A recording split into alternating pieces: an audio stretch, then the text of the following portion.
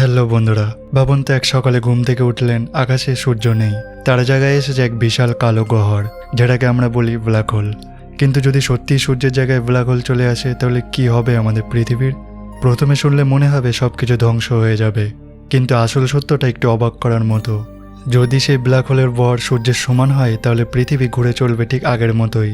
হ্যাঁ, শুনতে অদ্ভুত, কিন্তু ব্ল্যাক হোলও মাধ্যাকর্ষণ তৈরি করে, আর সূর্যের মতো একই ভর হলে আমাদের কক্ষপথ তেমন বদলাবে না। কিন্তু তখনও সমস্যা একটাই, আলো আর তাপের উৎস থাকবে না, অর্থাৎ পৃথিবী অন্ধকারে ডুবে যাবে। তাপমাত্রা কয়েক দিনের মধ্যেই নেমে আসবে -শত ডিগ্রিতে, গাছপালা মারা যাবে, মহাসাগরে জমে যাবে, আর মানুষকে বাঁচতে হলে চলে যেতে হবে ভূগর্ভে, যেখানে কিছুটা উষ্ণতা এখনো থাকবে।